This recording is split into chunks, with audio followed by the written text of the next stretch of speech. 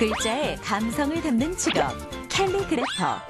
무한상상 직업에서 캘리그래퍼의 세계로 여러분을 초대합니다. 특정 나무의 수액으로 안전도구를 만들 수 있다? 탄성의 대명사, 고무로 만든 고무장화의 재미있는 탄생 스토리. 남자들은 모르는 피부 속 진실. 남자라면 꼭 알아야 할 피부 관리법을 공개합니다. 무한하게 상상하고 지식을 개발하자. 안녕하세요. 무지개 리포터 김명지입니다. 오늘은 청소년들의 진로 직업 고민을 해결하기 위해 준비한 무한상상 직업 시간인데요. 이번 시간 여러분께 소개해드릴 직업은 창의력과 예술적인 감각이 매우 필요한 일이라고 합니다. 좀 더 힌트를 드리자면요. 글자에 관한 것인데요. 오늘의 직업은 바로 캘리그래퍼입니다. 말을 글로 나타내는 기호체계. 글자는 인류 발달을 이끌어온 소통의 수단이자 과학적인 체계를 이루고 있는 산물입니다. 글자의 과학성을 세계에 알린 대표 글자가 바로 우리의 한글이죠. 그 자체만으로도 대한민국을 상징하는 글자. 이 글자에 감성을 더하는 사람들이 있습니다. 살아있어 예술로 펼쳐지는 글자의 세계, 그리고 그 중심에 서 있는 특별한 사람들. 캘리그래퍼를 만나러 가보시죠.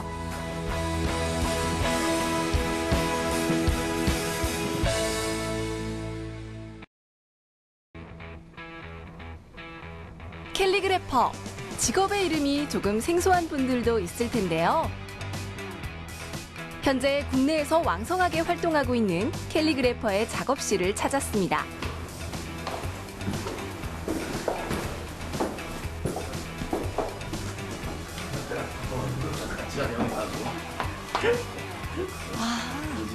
여기 다들 계시네요. 안녕하세요. 안녕하세요.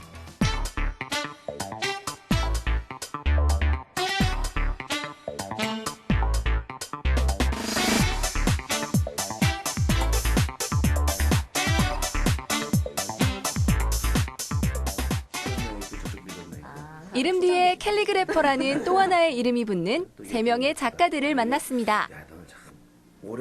이들은 과연 어떤 일을 하는 사람들일까요? 궁금한 점이 한두 가지가 아니었는데요. 전문가들과 직접 이야기를 나눠봤습니다. 캘리그래퍼란 어떤 직업인가요? 글쎄요. 캘리그래피라는 거는 아름다운 글씨를 표현하는 거예요. 그러니까 글씨에 생명력을 좀 불어넣어서 정말 생동감 넘치는 그런 감성이 담겨 있는 글씨를 표현하는 거. 예, 그걸 캘리그래피라고 하고 있습니다. 네, 이 캘리그래퍼로 활동하게 되신 계기가 좀 궁금하거든요. 서예를 전공했는데요. 서예는 이제 좀 이렇게 정형화된 글씨들이 많이 있어요. 그렇다 보니까 이렇게 자유롭게 표현할 수 있는 그런 폭이 조금 좁아서 캘리그래피는 조금 더 자유롭게 표현할 수 있는 그런 작업들이 많이 이루어지고 있거든요. 그래서 그거를 대중들에게 좀 알리고 같이 소통하고 싶다. 그런 뜻에서 캘리그래피라는 어떤 이름을 가지고 대중들과 소통하는 작업들을 하고 있습니다. 요즘 이 직업을 꿈꾸는 청소년들이나 학생들이 굉장히 많은데요. 이 캘리그래퍼라는 직업을 갖기 위해선 어떤 것이 필요할까요? 이게 대학에 과가 있는 것도 아니고, 그러니까 전공의 어떤 교양 수업으로는 있겠지만, 그래서 저 같은 경우에도 그렇고, 뭐 주변 친구들 바라봐도 뭐 서예를 전공한다든지, 아니면 뭐 디자인에 관심이 있으면 디자인을 한다든지, 게다가 또 그 캘리그래피라고 하는 게 좀 감수성이 좀 풍부해야 된다고 생각을 하거든요. 일단 자기 표현이 확실했으면 좋겠어요. 예, 그러니까는 그런 질문 참 많이 받습니다. 어떻게 보면 이런 직업을 가져요? 어떻게 보면 글씨를 잘 쓸 수 있어요? 근데 손에서 익숙해져 있는 그런 글씨의 테크닉이 아니라 자기 감성의 표현에 따라 달라지기 때문에. 캘리그래피란 글자를 아름답게 쓰는 기술을 의미합니다. 어원으로 손으로 그린 그림 문자라는 뜻을 지니고 있는데요. 캘리그래피의 특징은 쓰는 사람이 하고자 하는 마음의 소리를 다양한 표현 기법을 통해 글자로 나타낼 수 있다는 점입니다. 유연하면서 동적인 선의 질감, 속도를 담은 스침과 독특한 번짐, 그리고 여백 활용까지. 캘리그래피의 기술은 글자를 표현하는 사람의 감성을 보는 이에게 그대로 전달한다고 합니다. 이상현 작가가 작업 준비를 하고 있었는데요. 캘리그래피에 필요한 도구, 어떤 것들이 있을까요? 기본 도구는 붓과 먹물, 그리고 화선지입니다. 서예에 쓰이는 도구와 동일한데요. 그 이유는 캘리그래피의 모티브가 되는 것이 바로 서예이기 때문입니다. 그렇다면 이상현 작가가 준비하고 있는 작품은 과연 어떤 모습일지 확인해 봐야겠죠? 작가님, 지금 준비한 도구가 굉장히 많은 것 같은데 어떤 작업을 준비하고 계신 건가요? 이번에 미국에서 퍼포먼스를 준비하고 있어요. 그래서 그 퍼포먼스를 실제 현장에서 들어가기 전에 축소된 사이즈 안에서 어떻게 구상하고 표현할 수 있을까, 그것을 지금 뭐 이 상태에서 한번 고민하고 있는 중입니다. 그렇군요. 그럼 미국에서 열릴 퍼포먼스에는 어떤 글자를 쓰실 건가요? 그래도 우리 대한민국의 자랑이 있죠. 아리랑이라는 작품을 이번에 표현합니다. 아, 아리랑이요? 네.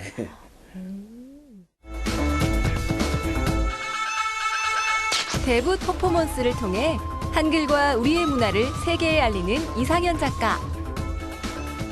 전통 서예 기법과 한글이 생소한 외국인들에게 이러한 캘리그래피 퍼포먼스는 대한민국을 알리는 수단이 되고 있는데요.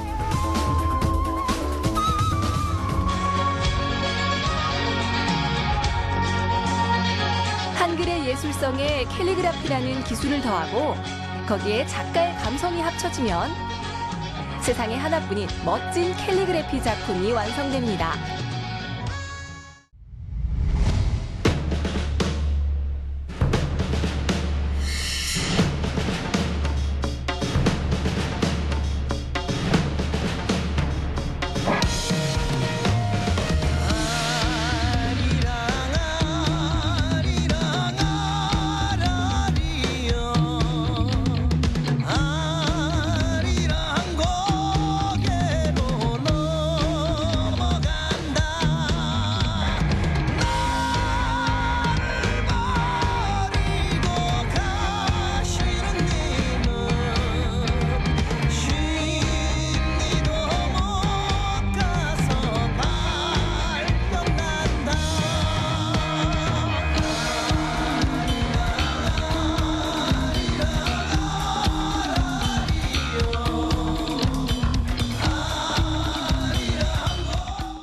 아리랑이라는 것에 대해서 퍼포먼스를 통해서 선보인다는 것은 우리가 막 애절함이 담겨 있는 님을 그리워하는 그런 어떤 애환을 표현하는 리듬과 표현이 아니라 그런 아리 속에, 가슴앓이 속에 우리가 정말 간절히 원하는 게 있다면 그 뜻을 이뤄낼 수 있다라는 희망을 담고 싶습니다.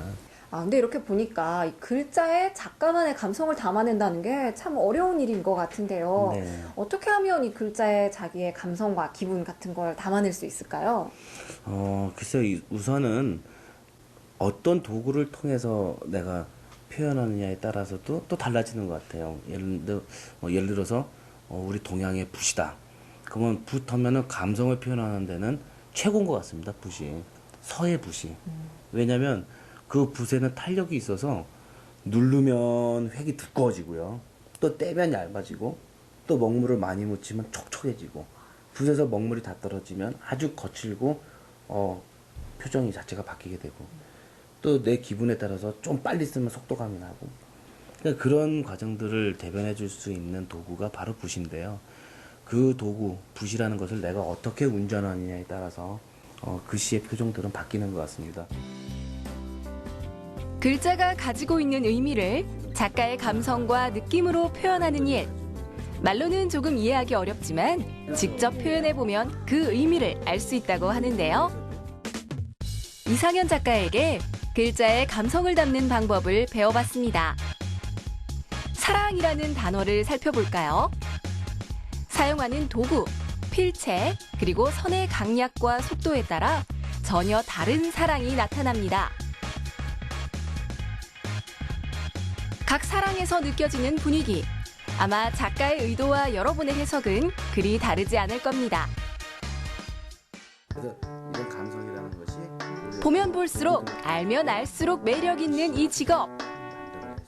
글자가 완성되어가는 모습을 보기만 해도 상상력이 저절로 부풀어 오르는 것 같더라고요. 캘리그래퍼의 활동 분야는 특히 영화나 드라마 등 대중매체 속에서 두드러지는데요. 타이틀만으로 이야기의 전체 분위기를 나타낼 수 있기 때문에 영화와 드라마 분야에서 캘리그래피를 선호하는 추세라고 합니다.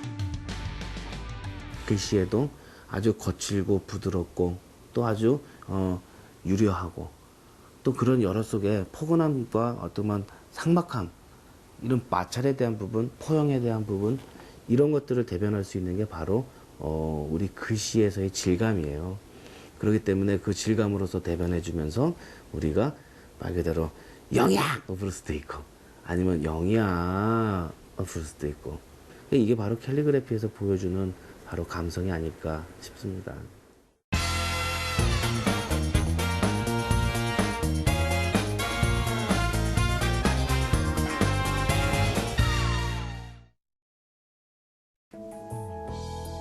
이번엔 최일섭 작가의 캘리그래피 작품을 만나볼까요? 먹물을 머금은 붓으로 긴 문장을 써내려가는 최일섭 작가의 모습에선 누군가에게 편지를 쓰는 듯한 편안함이 느껴졌는데요. 작가님, 지금 작업하신 이 서체가 굉장히 독특한 것 같은데요. 설명을 좀 해주시겠어요? 네. 이 서체는 지금 현재 제가 좀 가장 자유롭게 좀 구사할 수 있는 서체인데요. 좀 뭐라 그럴까요? 약간 어눌해 보이기도 하면서 좀 얇은 느낌을 가지고 있는데, 일단은 공간 구성에 대해서 이제 글자 크기가 굉장히 다양하거든요. 가장 큰 글씨와 작은 글씨 차이가 거의 한 10배 정도 가까이 날 정도로 차이가 많이 나는데, 어떤 한글의 어떤 조합을 이용해서 그 블럭 쌓기 어떤 느낌으로 이제 글씨를 위아래로 많이 쌓아가는, 빈 공간 없이 만들어내는 그런 서체입니다. 서로 다른 크기의 글자들을 가지고 탑을 쌓은 듯 세로로 길게 펼쳐진 캘리그래피. 서체뿐만 아니라 글자의 크기나 배열이 뒤죽박죽 되어 있는 것처럼 보이지만 전체를 두고 보면 불규칙 속에 조화로움이 드러나는데요. 이렇게 글자를 그 형태에 따라 장난감 블록처럼 끼워 넣는 구조는 행간의 줄맞춤을 없애 문장의 조형미를 살리는 캘리그래피의 특징 중 하나라고 할 수 있습니다. 캘리그래피란 작가의 감성을 담는 즉흥적인 작업이지만 작가의 의도를 제대로 담아내기 위해선 머릿속에 서체나 글자의 크기, 자간과 줄 간격, 그리고 다음 글자의 위치까지 어느 정도 계획해 두어야 합니다. 다시 말해 캘리그래피는 글자의 공간을 디자인하는 작업이라고 하네요. 이번에는 제가 직접 캘리그래피에 도전해봤습니다. 주어진 단어는 봄날.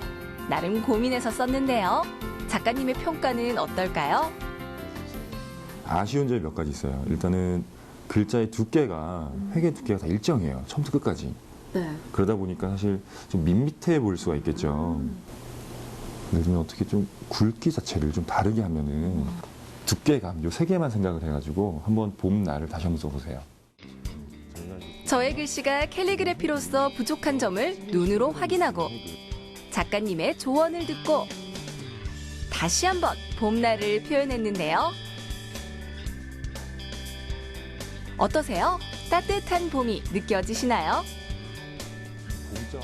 제가 캘리그래피에 도전하며 알게 된 점은 마음대로, 생각대로 손이 움직여주지 않는다는 것이었습니다. 펜과는 달리 서예붓을 다루기가 정말 어려웠는데요. 전문가처럼 도구를 자유롭게 사용하며 글자의 감성을 담기 위해선 특별한 노력이 필요하다고 합니다. 일단은 문망사고가 친해져야겠죠. 그런 다음에 붓을 잘 다룰 줄 알아야 된 다음에, 그리고 이제 어떤 디자인적인 공부를 좀 많이 하셔야 될 것 같아요. 뭐 보통 디자인이라고 하면은 뭐 영상 디자인, 편집 디자인 굉장히 많겠지만 거기서도 특히 편집 디자인 쪽이라든지 어떤 그런 실무적인 경험을 하면서 어떤 센스, 어떤 구성을 바라보는, 그리고 글자에 감정을 집어넣을 수 있는 그런 것들을 많이 공부를 하셔야 될 것 같아요. 새 화선지를 펼치고 먹을 갈아 새로운 먹물을 만들고 붓끝을 먹물에 촉촉이 담그는 일. 문방사우를 사용하는 것은 캘리그래퍼에게 매우 자연스러운 일입니다. 김진경 작가에게도 마찬가지일 텐데요. 정갈한 자세로 써내려가는 서체는 캘리그래피의 개성 있는 그것이 아닌 우리에게 익숙한 글씨체였습니다. 와, 이 작가님 글씨가 너무 멋진데요. 네. 근데 이거는 서예 아닌가요? 네, 지금 제가 쓴 글씨는 서예 글씨인데요. 독특한 캘리그라피를 하시고 싶을수록 더 그 기초가 튼튼해야 된다고 저는 생각을 해요. 그래서 캘리그라피 자체가 서예가 모태가 되기 때문에 서예 공부를 좀 많이 하시는 게 좋거든요. 기초가 튼튼해야 실력을 쌓을 수 있겠죠? 캘리그래피도 서예를 통해 기반을 닦으면 닦을수록 서체 응용의 폭이 훨씬 더 넓어진다고 합니다. 캘리그래피가 쓰기 쉽고 틀이 없는 자유로운 서체라고만 생각해 가볍게 도전한다면 그만큼 한계도 빨리 느끼게 된다고 하네요. 캘리그래퍼가 되려면 문방사우와 함께 전통 서예 기법과 친숙해져야 한다는 사실 꼭 기억하시기 바랍니다. 작가님, 이렇게 작품들을 보다 보니까 좀 궁금한 점이 생겼는데요. 캘리그라피는 글자만 가지고 하는 건가요? 그림 같은 건 없나요? 캘리그라피는 이제 글씨하고 또 디자인적인 요소가 가미가 되는 분야이기 때문에 글씨뿐만 아니라 그림, 또 뭐 여러 가지 디자인적인 요소들이 같이 결합이 돼서 작업이 되는 예술이라고 보시면 되세요. 그럼 혹시 그림이 더해진 걸 혹시 제가 볼 수 있을까요? 그럼 제가 한번 보여드릴게요. 네. 김진경 작가에게 무지개를 부탁했는데요. 굵은 획을 시작으로 시원하게 무지개가 나타나고 여기에 몇 개의 선으로 색이 더해집니다. 서체와 그림이 잘 어울리는 캘리그래피. 무지개가 완성됐습니다.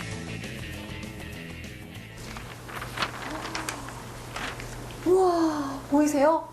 이게 그림이 더해지니까 글자도 훨씬 더 살아나고 훨씬 생동감이 넘치는 것 같아요. 멋있어.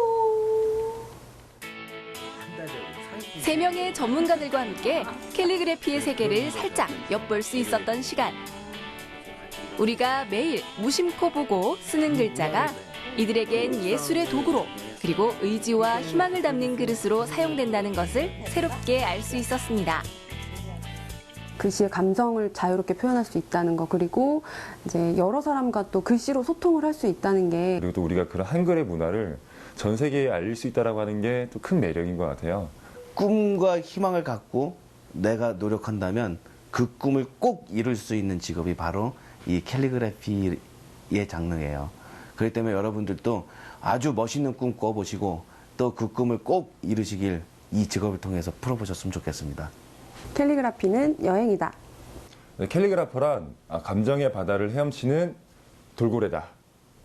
캘리그라퍼란 붓을 잡은 연기자다.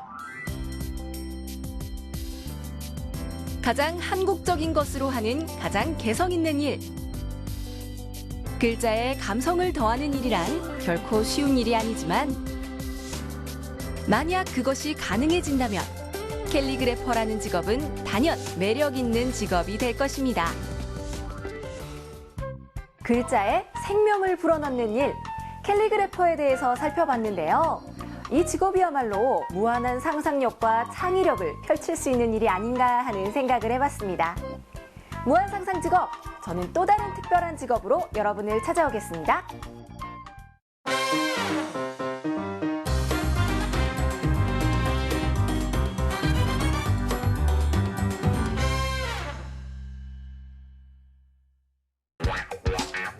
특정 나무의 끈적한 수액이 만들어내는 물질. 생활 필수품을 넘어 인체를 보호하는 도구로 재탄생되고 있는 소재, 바로 고무입니다. 식물의 껍질에서 태어난 고무와 그 특성을 이용한 안전도구, 고무장화. 고무장화는 어떤 과정을 통해 만들어질까요? 우리 생활 속 당연하게만 여겼던 물건들의 재미있는 탄생 스토리. 지금 시작합니다.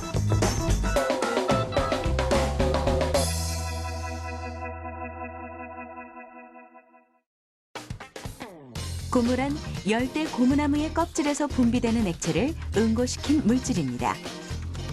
탄성과 신축성이 좋고 전기, 물, 가스를 통과시키지 않는 성질이 있어 공업용이나 생활용품의 소재로도 널리 사용되고 있는데요.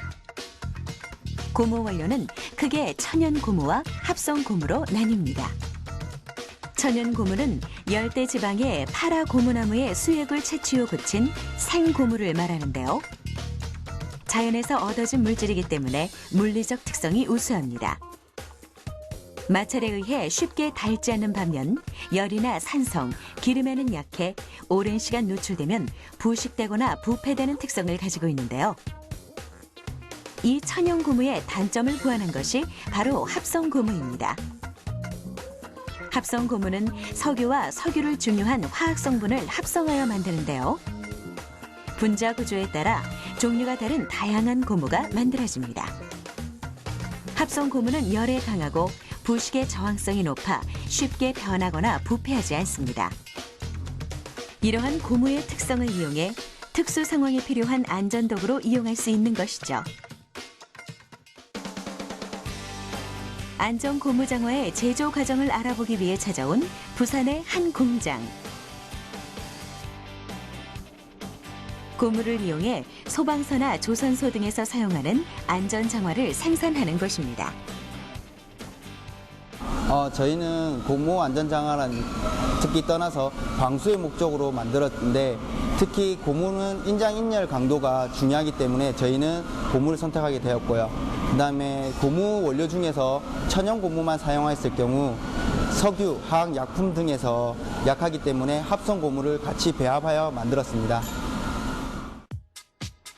안전 고무 장화는 건물이 무너진 화재 현장이나 바닥이 미끄러운 장소에서 주로 사용되는데요. 외부의 강한 충격이나 미끄럼에도 잘 견딜 수 있어야 합니다. 고무 장화는 인체에 무해한 천연 고무가 주 원료입니다. 하지만 화학약품이나 열에 약하기 때문에 쉽게 변형되고 훼손되는데요. 고무의 특성을 그대로 가지는 동시에 단점을 보완하기 위해서 천연 고무에 합성 고무를 7대3으로 배합하여 원료로 사용합니다. 안전 고무 장화 제조 과정의 첫 번째 단계는 재단 과정입니다. 고무 원단을 장화에 필요한 모양대로 자르는 단계. 고무 장화는 장화의 모양대로 바로 잘라 사용하는 것이 아니라 각 부위별로 나눠 자르는데요.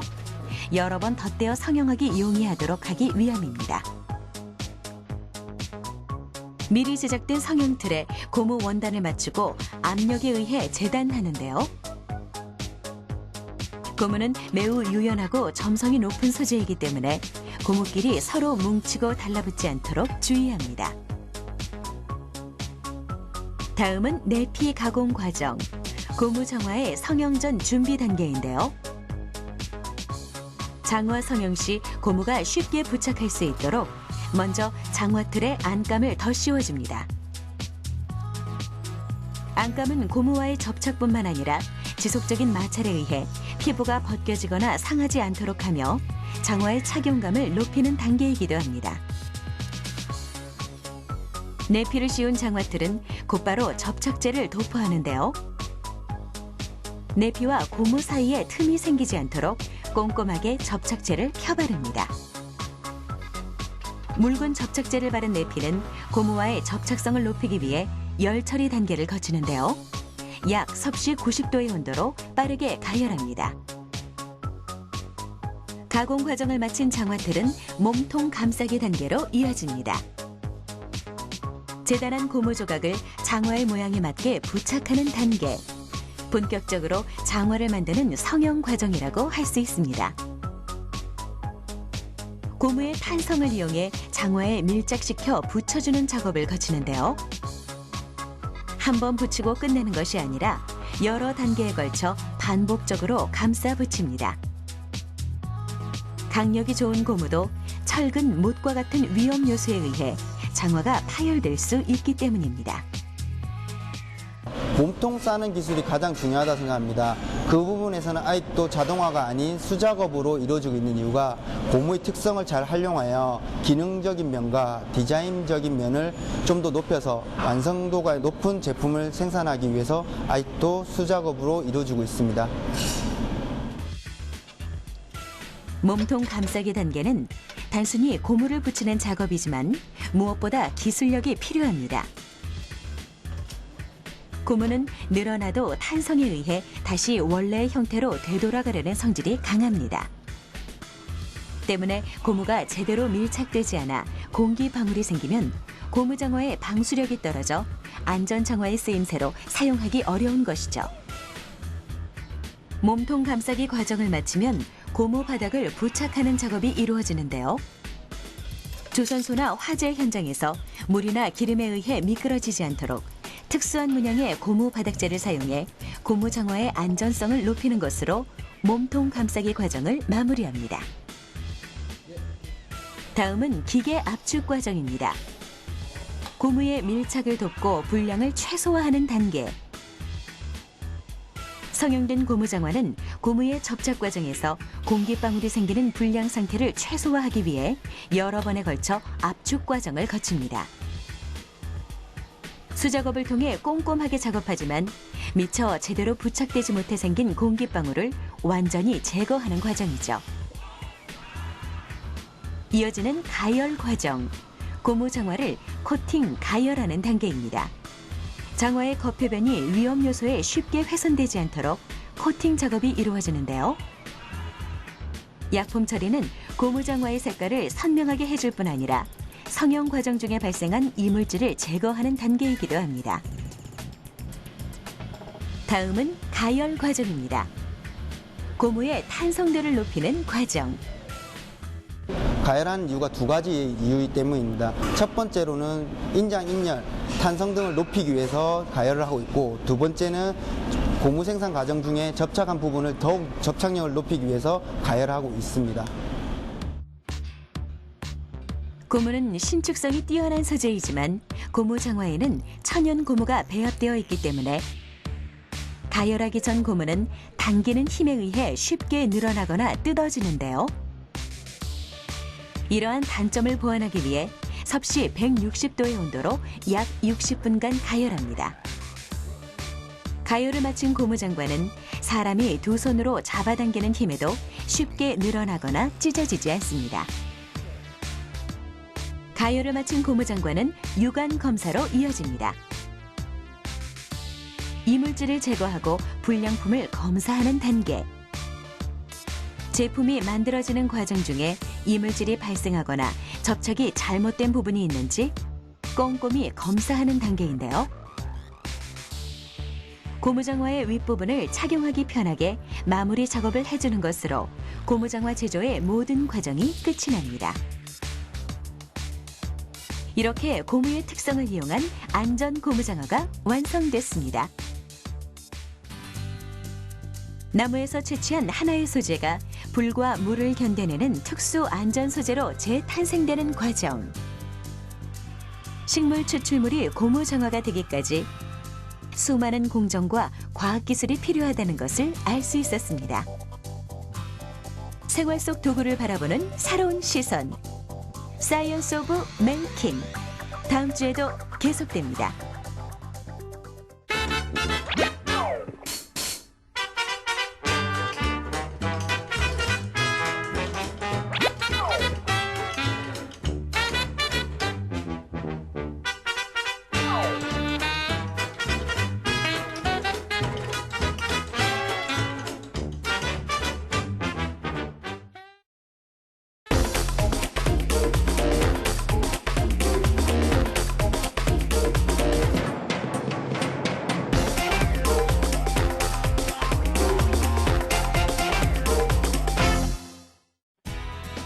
남성들도 적극적으로 자신을 가꾸고 꾸미는 시대.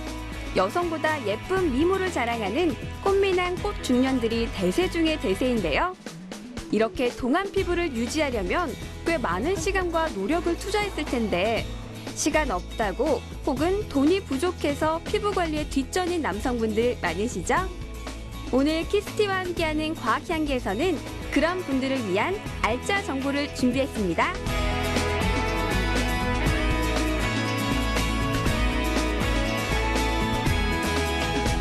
이제 완연한 봄 기운이 느껴지시죠? 날씨가 풀리면서 친구들이나 가족들과 함께 봄나들이 계획하시는 분들 많으실 텐데요. 바깥 활동이 많아질 때일수록 이 건조함이나 자외선에 노출되는 피부는 그 상태가 악화될 수밖에 없습니다. 그래서 오늘은 특별히 외모 관리에 소홀한 남성분들에게 유용한 동안 피부 되는 비법을 알려드릴게요. 서울의 한 화장품 매장. 남성 직장인 고객이 많이 오가는 이곳에서 남성을 위한 각양각색의 남성용 화장품들을 만나볼 수 있었는데요. 요즘엔 특히 자신의 피부 타입에 맞는 제품을 꼼꼼히 따져보고 구매하려는 남성 고객들이 늘고 있는 추세라고 합니다. 요즘 주로 남성분들이 찾는 화장품에는 어떤 게 있나요? 남자분들은 여러 가지 바르는 걸 힘들어하셔서 애프터쉐이브의 미백주름을 잡아주는 맨바이오 에센스 같은 멀티 제품을 선호하세요. 무턱대고 사기 전에 발라도 보고 뿌려도 보고 샘플을 직접 써본 뒤에 내 피부 타입에 맞게 화장품을 선택하면 피부 트러블이 생길 걱정은 없겠죠? 그런데 마지막으로 파우더까지 꼼꼼하게 바르는 이분. 왠지 피부 관리법도 남다를 것 같은데요. 혹시 평소에도 피부 관리를 하시나요? 그냥 기초의 로션, 스킨 로션 정도는 그냥 기본을 쓰고 있고요. 에센스 같은 경우도 약간 건조하다 싶으면은 약간 쓰고 있습니다. 다음 남성 고객이 찾고 있는 제품은 다름 아닌 여성 화장품? 선물을 고르시나 했는데 본인 얼굴에 직접 바르시는데요. 그렇다면 여기서 잠깐. 남자는 남성용 제품만 발라야 된다. 아니다. 여성용이 더 좋다. 과연 어떤 게 맞는 걸까요? 화장품이 여성용과 남성용으로 구분이 되어 있는데 이게 어떤 차이점이 있는 거죠? 남성 화장품에는 면도 자극을 완화해주는 성분이나 피지 모공을 잡아주는 성분이 들어가 있어요. 반면 여성 화장품에는 보습이나 영양 미백, 주름을 케어해줄 수 있는 다양한 기능의 제품들이 들어가 있습니다. 세수가 피부 관리의 전부였던 남자분들, 엄마나 누나 혹은 여동생의 화장품을 한 번쯤 써보셨을 텐데요. 아무리 듬뿍 발라도 효과는 영 신통치 않고 심지어 트러블이 나는 경우도 있다고요? 그 이유는 남자와 여자의 피부 구조가 다르기 때문이라는 사실. 어떻게 무엇이 다른지는 곧 알려드릴게요. 남성의 피부가 여성과 어떻게 다른지 조금 더 과학적으로 면밀하게 확인할 수 있다고 해서 이곳에 찾아왔는데요. 각자에게 맞는 피부 관리법도 알려준다고 하니까요. 저도 얼른 들어가 볼게요. 상담을 원하는 30대 남성 직장인 한 분과 동행했는데요. 안녕하세요. 안녕하세요. 바이오랩에 오신 걸 환영합니다. 이쪽으로 앉으시겠어요? 네. 사람의 얼굴 생김새가 모두 다르듯이 각자가 가지고 있는 피부 타입과 고민도 다르기 마련이죠. 이곳에선 최신 기계를 이용해서 각자가 가지고 있는 피부 문제들을 꿰뚫어 본다고 하는데요. 이곳에서는 최신 피부 측정 장비를 통해서 부위별로 심층 데이터를 얻어서요. 그것을 바탕으로 해서 현재의 피부 상태와 5년 후, 10년 후 미래의 피부 고민까지 예측해 드립니다. 또한 미용 습관이나 생활 습관과 관련한 통합 카운셀링을 통해서 트러블, 안티에이징, 화이트닝과 관련해서 피부에 꼭 맞는 맞춤형 솔루션을 찾아드립니다. 실험 도구인지 카메라인지 신기하게 생긴 이 기계는요. 얼굴 전체를 정밀 측정하는 피부 분석 기기. 눈은 편안히 감아주시면 되세요. 촬영 시작합니다. 다각도의 촬영을 통해서 얼굴에 숨어있는 기미와 잡티, 미세 주름을 잡아낸다고 합니다. 수분은 어느 정도 존재하지만 유분이 굉장히 부족한 17이라는 숫자를 갖고 있기 때문에 굉장히 떨어져 있는 피부고요. 이번엔 피부결 검사. 사실 남성이 여성보다 표피층이 두껍고 건조하기 때문에 모공이 확대되기 쉽다는데요. 파란색으로 표시된 부분이 바로 늘어난 모공. 이 정도면 그나마 무난한 상태라는데요. 하지만 아직 측정은 끝나지 않았습니다. 이 뒤에는 안테나 3D라는 기기예요. 그래서 고객님의 눈가주름, 그리고 팔자주름, 색소 침착, 그리고 민감도 부분에서 측정을 할 건데요. 한번 주름이 생기면 회복이 더딘 남성 피부. 게다가 여성보다 멜라닌 색소의 수가 많아서 피부가 검거나 붉게 보이는데요. 그렇다고 여성용 주름 방지, 미백 화장품을 쓰려고 생각하는 남성분들, 잠시만요. 여성과 남성의 피부 구조 차이부터 알고 가실게요. 남성 피부와 여성 피부는 어떻게 다른가요? 네, 남성의 경우에는 남성 호르몬의 영향으로 피지선이 이렇게 발달되어 있습니다. 그래서 모공이 아주 크고 피지 분비가 많습니다. 또한 남성 호르몬의 영향으로 이렇게 멜라닌이 표피에 많이 있고요. 그 다음에 혈관이 표피까지 많이 나와 있어서 어둡고 붉은 피부를 가지게 됩니다. 그리고 남성의 경우에는 자외선이나 활성산소, 미세먼지 이런 것들에 대해서 방어하는 능력이 약하고 회복이 잘 안 되기 때문에 약한 피부 장벽을 가지고 있습니다. 마지막으로 측정 결과를 가지고 상담에 들어갔습니다. 전반적으로 유수분이 부족하시고, 근데 이제 탄력은 보통 정도. 그다음에 주름도 이 정도면은 없으신 편이세요. 이 자연 피지막은 나쁜 애가 아니라 피부를 약산성으로 만들어주고 미생물에서 방어를 해주고, 그다음에 여기 수분을 잡아주는 역할을 하거든요.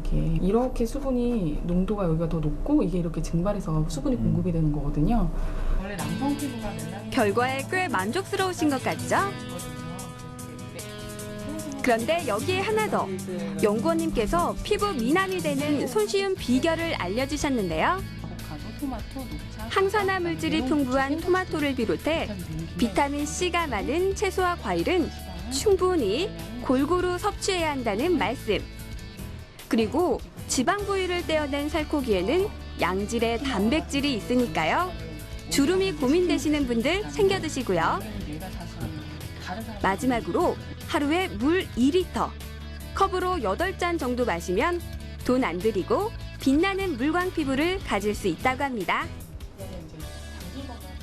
이 부분은 이렇게 둥글게, 그다음에 눈 위에도 둥글게, 그다음에 눈 밑에는 유, 이렇게. 외부 활동이 많으신데 비해서 화장을 안 하시기 때문에 선케어를 많이 안 하시는데 피부가 더 연약하시고 또 어두워지시기 쉬우시기 때문에 SPF 15 이상의 그 자외선 차단 성분이 포함되어 있는 메이크업 제품이나 선케어 제품을 꼭 사용하시기를 부탁드리고요. 그리고 같은 남성분들이 비슷한 고민을 하고 계시지만 또 유분량이나 수분량을 측정해 보면 차이가 나는 분들이 많이 계시거든요. 그래서 가까운 진단할 수 있는 그런 곳을 찾아가셔서 유분값, 수분값을 측정해 보시고 피부 타입에 꼭 맞는 스킨케어를 찾아보시는 것도 좋을 것 같습니다. 피부 측정도 마쳤겠다.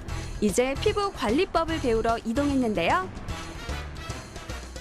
이곳에서는 어떤 관리를 받을 수 있나요? 저희 피부샵에서는 이제 고객님 위주로 피부 타입에 맞춰야지고 관리가 들어가시고요. 여성분 같은 경우는 화이트닝 관리, 기능성 관리 위주로 들어가시고요. 남성분 같은 경우는 수분 관리 위주로 들어가고 있습니다. 요즘에는 남성분들도 꾸준히 피부 관리를 받으러 오시는 편인가요? 네, 남성분들의 피부에 관심도가 상승하셔가지고 꾸준하게 관리를 받고 있으신 분들이 많이 늘어나셨어요. 안녕하세요. 네, 안녕하세요. 상담 먼저 도와드릴게요. 이쪽으로 가실게요. 네. 날씨가 요즘 많이 추워서 그런지 얼굴에 많이 올라오고요. 네네. 건조해서 지금 수분 공급. 네. 고객님은 어떤 관리 위주로 받고 싶으세요? 저도 원래 여드름 피부라서요. 네네. 여드름 관리랑 혹시 마사지 받을 수 있는지 여쭤보려고요. 집중 관리에 들어간 커플. 남성분은 특별 관리가 필요하다는데요. 아무래도 면도를 하시다 보니까요. 이 면도하신 부위 주변으로 많이 민감해서 여드름도 많이 나셨어요. 네. 봄철에는 꾸준하게 피부 관리를 유지하셔야지 이제 노화의 진행 속도가 더뎌질 수 있으세요. 먼저 피부톤을 정리한 뒤에 따뜻한 스팀 타월로 피지와 각질을 제거합니다. 간편하게 할 수 있는 관리법이니까 집에서도 한번 따라해 보시고요. 깨끗해진 얼굴에 보습크림과 영양크림을 발라서 가볍게 마사지하는데요. 이때 무엇보다 빈틈 없이 꼼꼼하게 바르는 게 중요합니다. 바로 이어서 고주파 마사지를 시술하는데요. 열로 진피층을 자극해 피부 재생을 돕고 여드름을 개선하는 효과가 있다고 합니다. 그래도 사라지지 않는 여드름 자국에는 전용 크림을 톡톡 두드리듯 바르는 게 포인트. 그리고 진정작용을 하는 천연팩을 바르고 약 15분 정도 지나면 꿀피부가 완성된다는데요. 시중에서 구할 수 있는 마스크팩을 일주일에 2-3번 정도 사용하시면 비슷한 효과를 볼 수 있다고 하네요. 어느새 30분이 금세 지났는데요. 관리 전과 후 변화가 느껴지시나요? 환절기고 남자다 보니까 면도를 너무 맨날 하니까 되게 아프고 힘들었는데 오늘 받고 나니까 너무 부드럽고 지금 피부가 되게 촉촉한 것 같아요. 너무 기분이 좋아요. 광나네요. 광나는데요. 괜찮은 것 같아요. 저보다 더 기분 좋아 보여요, 근데. 남성만을 위한 피부관리법이 따로 있는 것은 아닙니다. 하지만 남녀 차이를 명확히 알고 알맞은 화장품과 화장법으로 관리한다면 여러분도 당당히 피부 미남의 대열에 오르실 수 있을 겁니다. 남성분들 동안 피부 되기 어렵지 않습니다. 오늘 보신 것처럼 자외선 차단제랑 수분크림만 잘 발라도 효과가 있다고 하니까요. 꾸준히 잘 관리하셔서 아저씨 피부 말고 오빠 피부로 당당한 자신감을 뽐내보세요. 키스티와 함께하는 과학향기에 정보를 더하다. 과학향기 지식 플러스.